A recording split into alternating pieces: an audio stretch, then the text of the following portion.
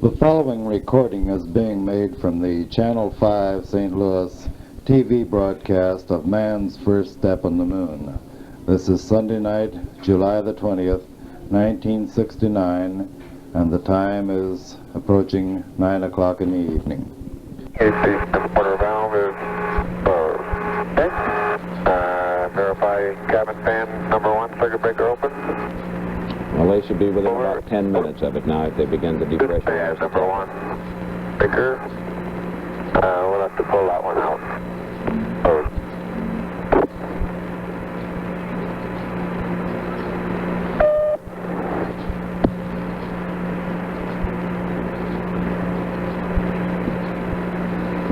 Wait a minute.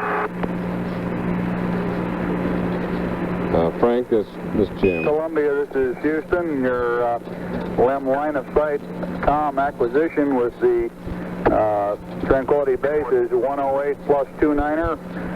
LOS is 108 plus 42, over.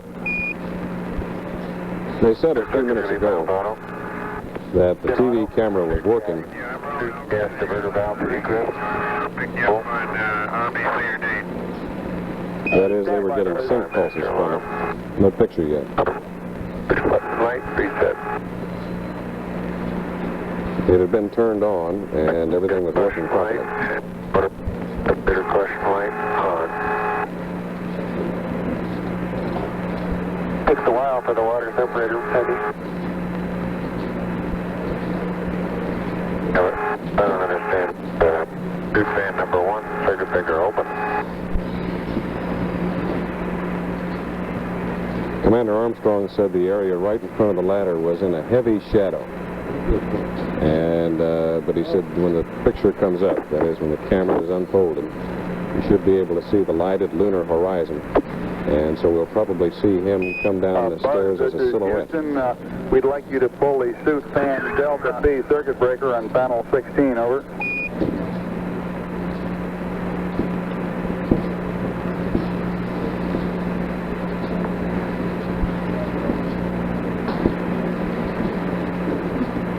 Roger, I have it. Yep, flipped it. Different, Jim.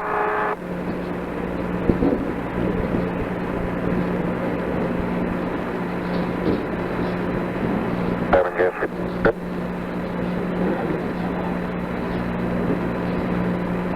They are communicating now through their backpacks. Egress. The voices are relayed to the transmitter in the LM and then to the Earth. They were having a little bit of difficulty a few moments ago, but nothing serious. There's a little transmitter on the backpack, the receiver on the lunar module. The signal is received from the backpack as they walk around. And Okay, there it is. ATS, master arm, water separator. But I didn't really actually turn it on. Nice, both suit isolation valves to suit. I'll get them. Oh. Got it. Need to connect LEM hoses.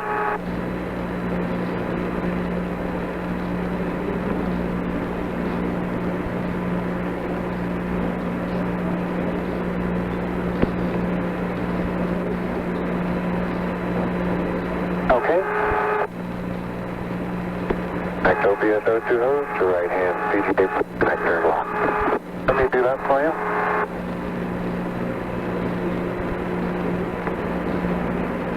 The kind of herky-jerky sound we're getting out of the radio Raise your arm up.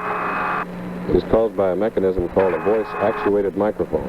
It's not on until there is noise of the astronaut's voice, and that turns the transmitter on. So sometimes the first vowel is lost. You have to listen very carefully.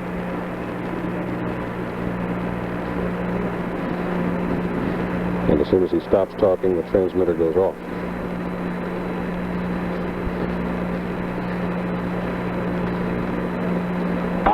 Lock. They retrieve purge valves. Go pocket. Okay. Verify closed. Lock pin installed. Okay. All in red. PGA red.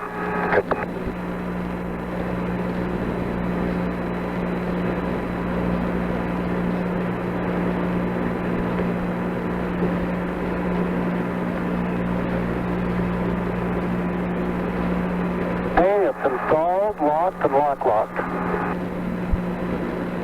Could you put it, Oh, wait a minute. Should be,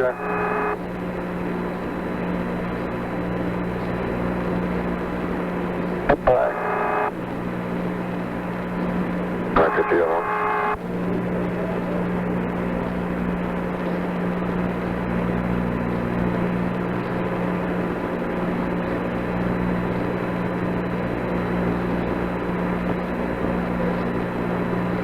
That's right out in the middle. Alright, check my breeder valves vertical.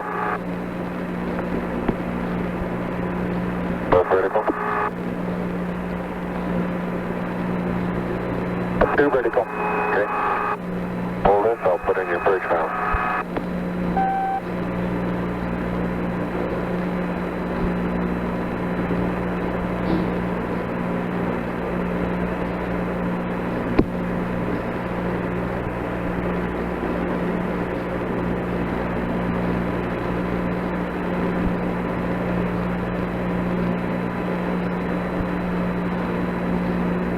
Locked and double locked.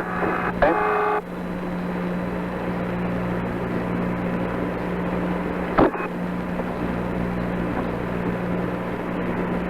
Forward.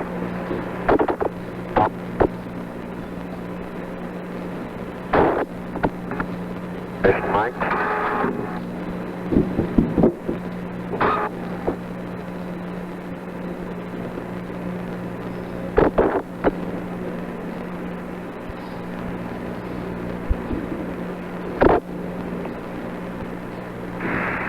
Sure wish I'd shaved last night. By our calculations, we should be within 4 or 5 minutes of the beginning of this That was a exercise. Buzz Aldrin comment. And they're in the process of depressurizing the cabin. Once Okay, downwind. Get your mics where you want them. and getting their communications checks made.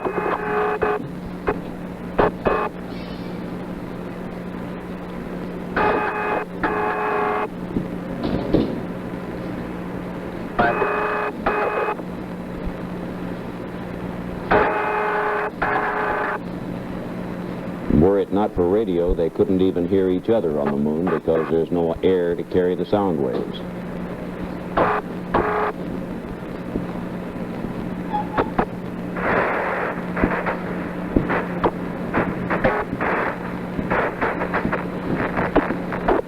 Alright, verify first mode selected, AR.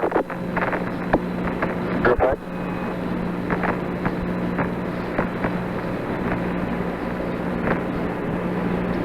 I don't know if you guys can read me on VHF, but you sure sound good down there. And it was Mike Collins talking to the men down on the moon.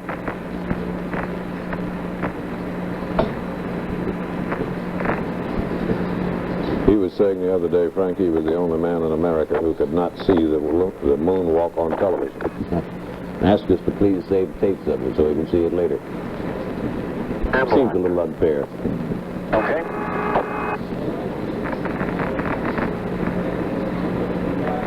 Alright, the vent window is clear. Alright, remove the lever from the engine cover. Verify EVA binder is attached.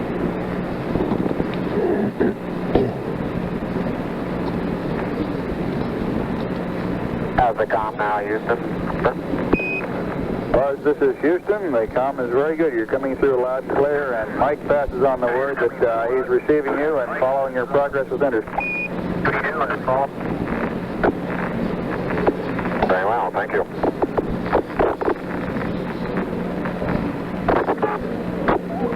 Aldrin will open that little hatch you see there so that Armstrong can sort of slide out backwards, feet first, on his stomach. And once he gets on that little porch, he will make a final check of his systems and get a final go permission from Houston to continue with the exercise.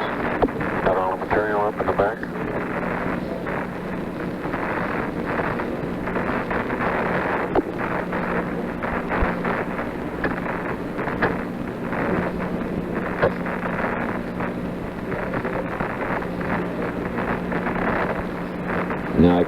trying to keep a clock on this and remembering that they were supposed to stay out about 2 hours and 40 minutes, and that life support system in combination gives them about 4.5 hours of time. You should begin calculating, I would suppose, from about now, because the time starts when they're depressurized the cabin and are breathing the oxygen on their suit system.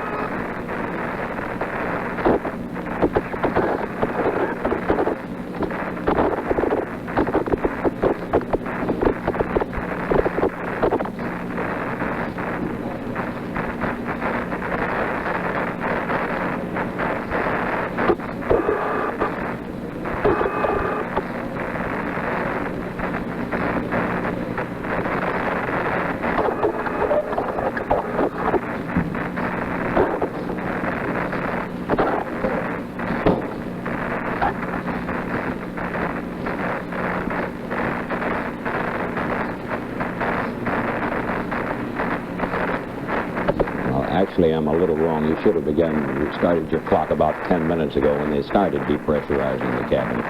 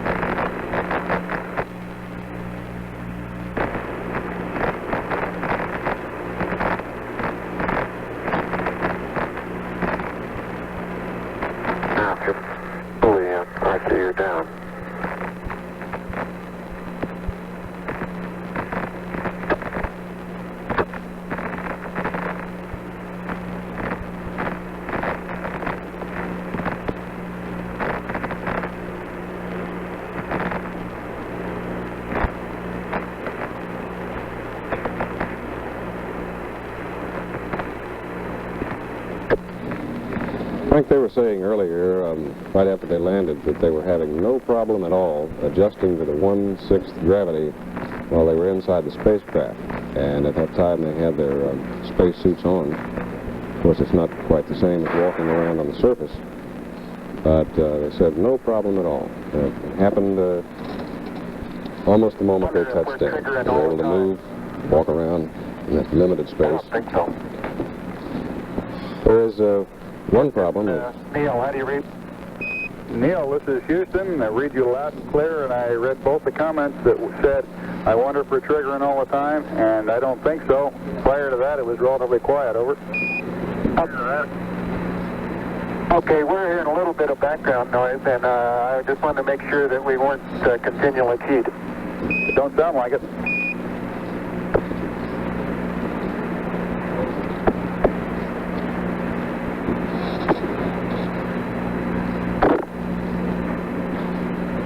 The main difference is going to be from inside to outside. Inside, they have things to hold on to. The floor is smooth.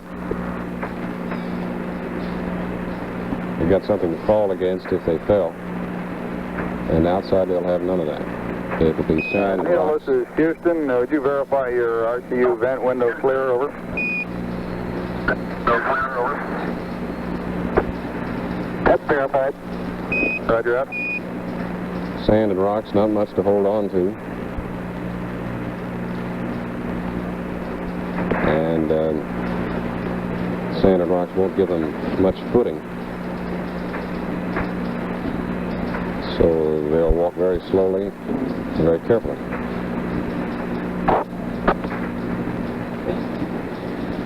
That's good.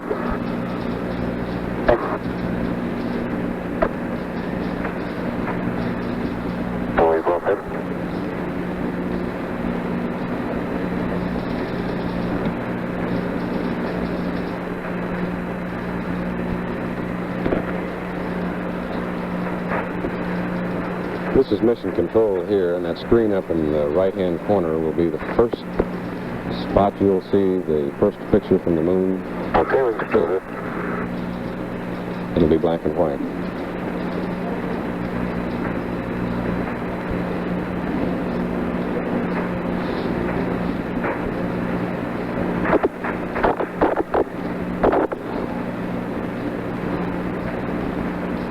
It was about a half an hour ago that they said it would be a half an hour.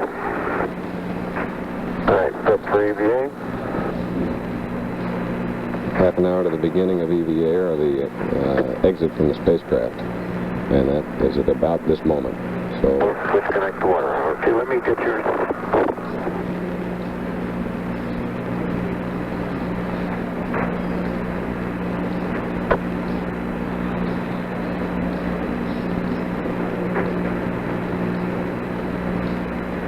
they are, of course, making sure that Okay, then we need to be absolutely able to stow these up. everything works.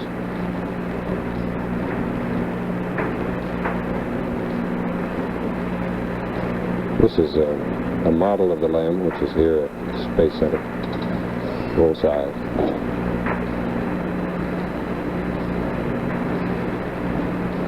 This is exactly what it looks like. The cabin pressures on both vehicles reading 4.9 pounds per square inch. Columbia's temperature 70 degrees Fahrenheit. Eagle's temperature 61 degrees Fahrenheit.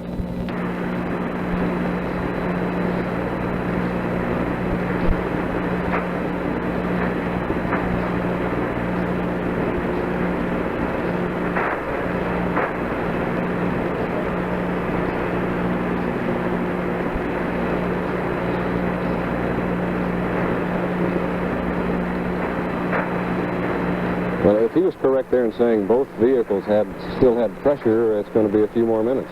Is that right, Frank? Yeah, they have to depressurize the Eagle before they come out, and it takes about 10 minutes to reduce the pressure down to zero. And it was our understanding from what they had said earlier that that process was underway, but as you noted, if it's still up around 4.9 psi, or pounds per square inch, it hasn't been underway. Columbia, this is Houston. Any joy on the LEM that fast over?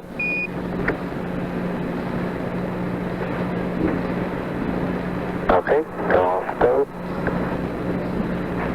Next lift, water hose to PGA.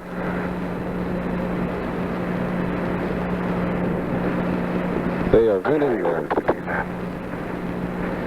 their oxygen through a filter that takes out nearly all the bacteria that might be floating around, because they don't want to contaminate the lunar surface any more than they have to.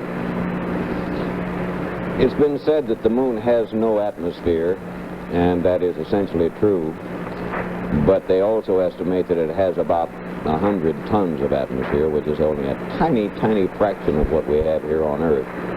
But in the process of letting this cabin atmosphere out into the moon's atmosphere, they will add about 5 tons, or will effectively increase the moon's atmosphere by 5%, just this one trip.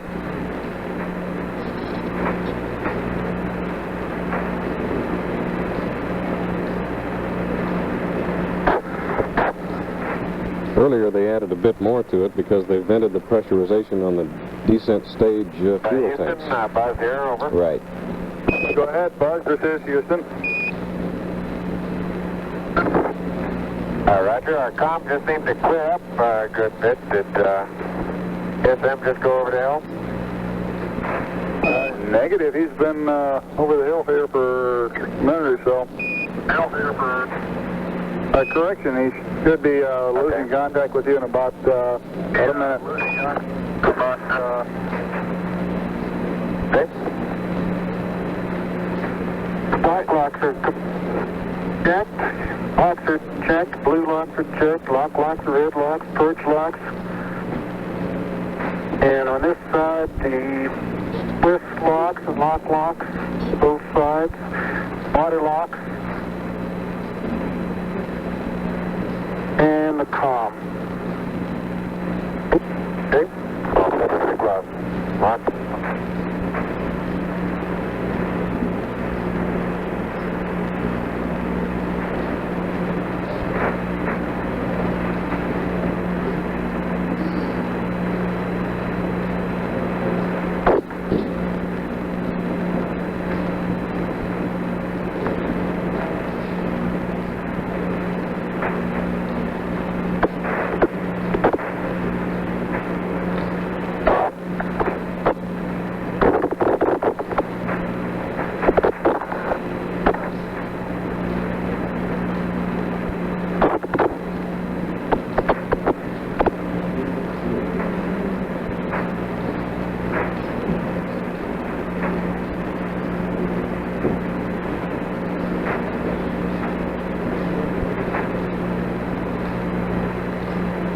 Frank, you may have heard, I had another briefing since the last one I had. The last I heard was that after they both get out, they're going to kind of shut the door, but they'll have a little block in it to keep it from closing completely.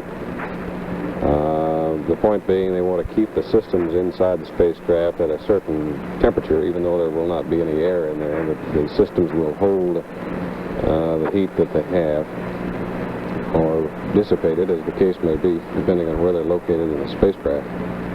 Is that still the same?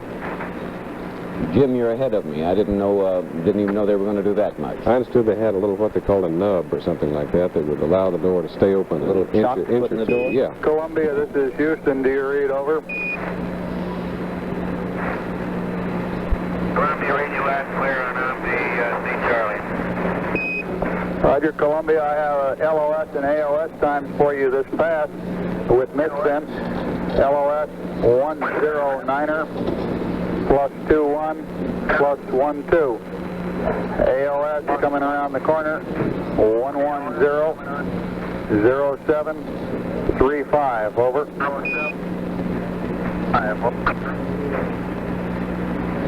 Someone here is following the timeline on the Roger out.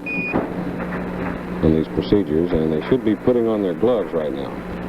We were a little ahead of them, I believe, which is the last step before depressurization.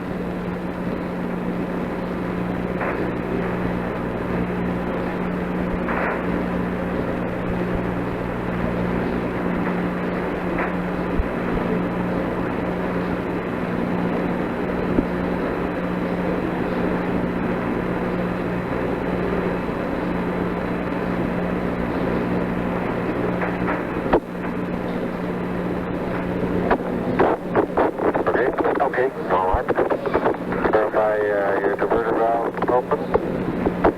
Up position.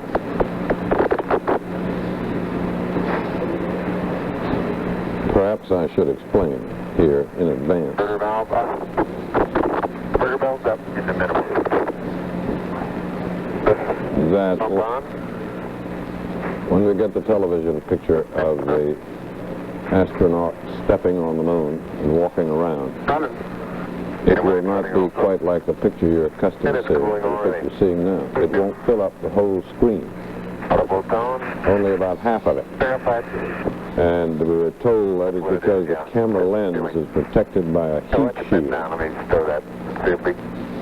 and that will cut off some of its viewing area and will therefore cut off some of the picture.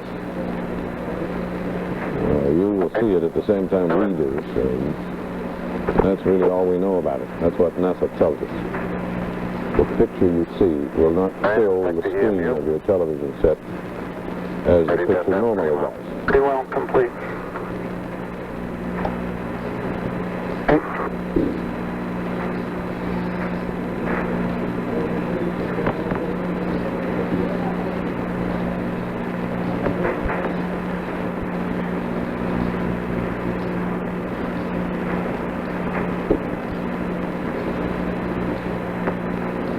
This picture is coming from the 36-inch telescope. Columbia, this is Houston, over.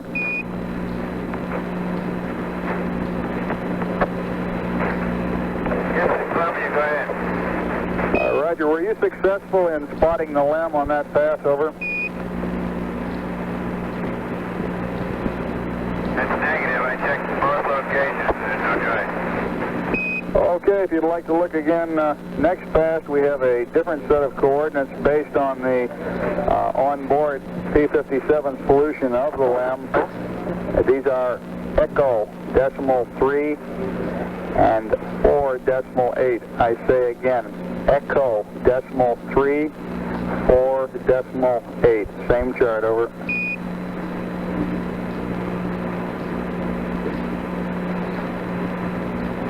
Roger. Look there, and also how about putting that into your machine and coming out with some coordinates, latitude, longitude over 2 and altitude for P-22 so it can help me best it can. Roger.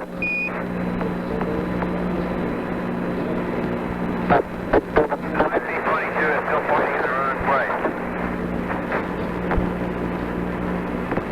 Columbia, this is Houston, latitude plus 0.523, longitude divided by 2, 11.710, over.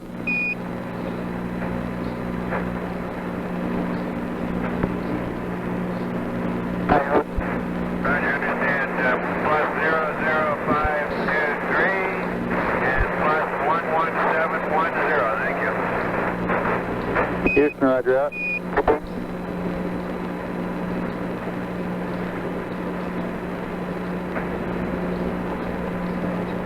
Columbia, this is Houston. We're requesting high gain antenna, pitch, yaw. Pitch 0, yaw 200. That is pitch 0, yaw 200, over.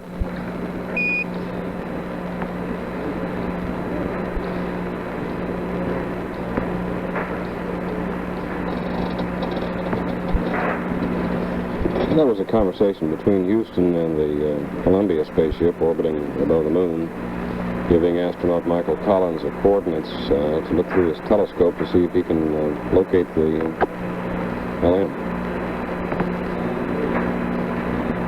Said he did not see it on his last pass. Of course, he's 60 miles away, and it's only about 30 feet across.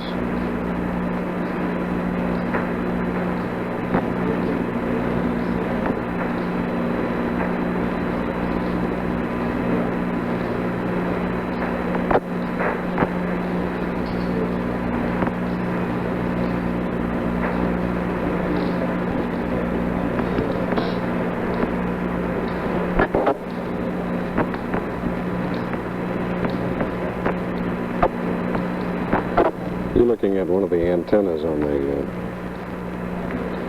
Eagle.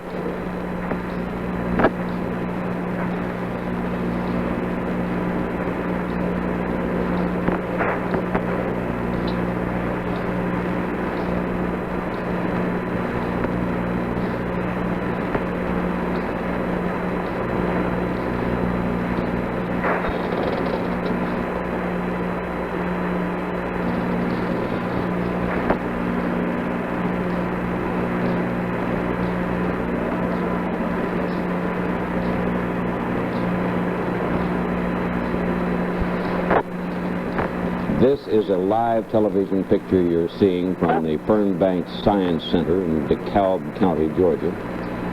And we are superimposing over it a little flashing light that you can see, as close as we've been able to fix it, where the Eagle is now resting. And again, Eagle is the code name for the lunar module, which is on the surface of the moon. Columbia is the code name for the command module, which is orbiting 60 miles above the moon. And the site where the Eagle is resting has been labeled Tranquility Base, because it's in the Sea of Tranquility. And the best information we have is that they have not yet started to let the oxygen out of the cabin, a process that once it begins will take about 10 minutes and must be completed before they open the hatch and Armstrong starts down. I'm sure you would much rather hear them than hear us, and we will not interrupt any more than we feel is necessary.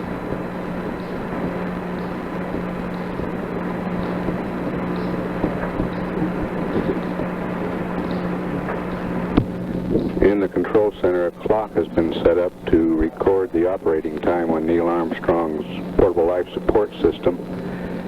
EVA will be counted from that time. This is Neil. How do you read? Neil, this is Houston, loud and clear. A little bit better now. There we go. You're loud and clear. You're not too loud and clear, but I think it's the same problem. Houston, how do you read Buzz? Buzz, this is Houston, loud and clear. You're really coming in beautifully, over. Very good. Okay.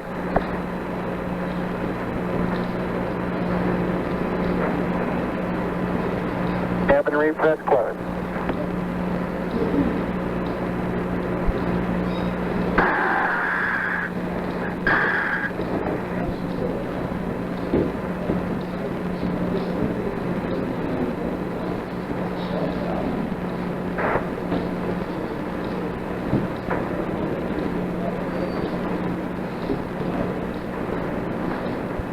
Okay.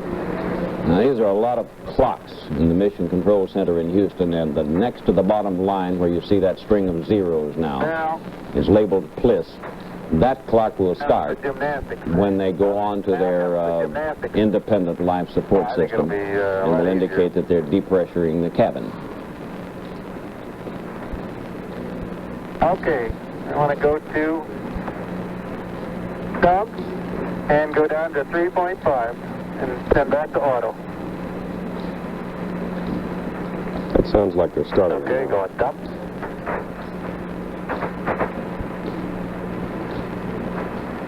And it's down to 4.2, 4.1. It sounds as if they are beginning to depressurize the cabin.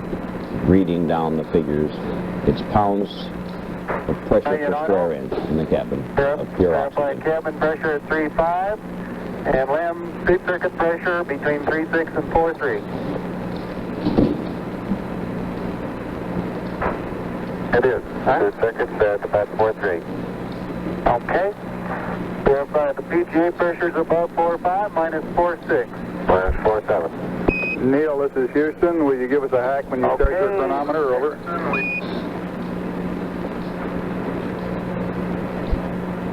Roger. Give it to him later. Okay. Okay, let's go to dump. Dump. Go to dump.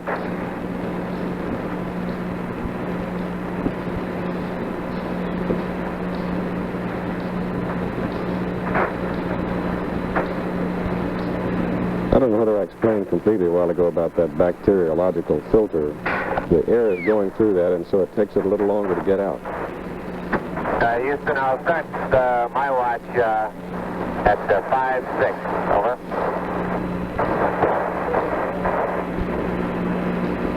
Roger. Here you see the clock again, and it started to count. It's the second one from the bottom. 40 seconds ago, they started depressuring the cabin. 1, mark. Houston, Columbia back on that game. Roger, Columbia, loud and clear, and we copied your mark there, Buzz. Clear and we copied your mark there, Buzz. Okay, I got my water window. Okay, water warning. That's yours? Got mine?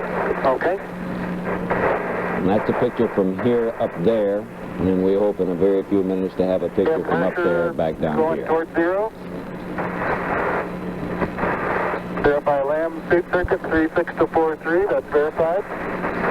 Verified PGA pressure above 4.5. Okay, 4.75. Coming down. There you go. Open the hatch when we get to 0.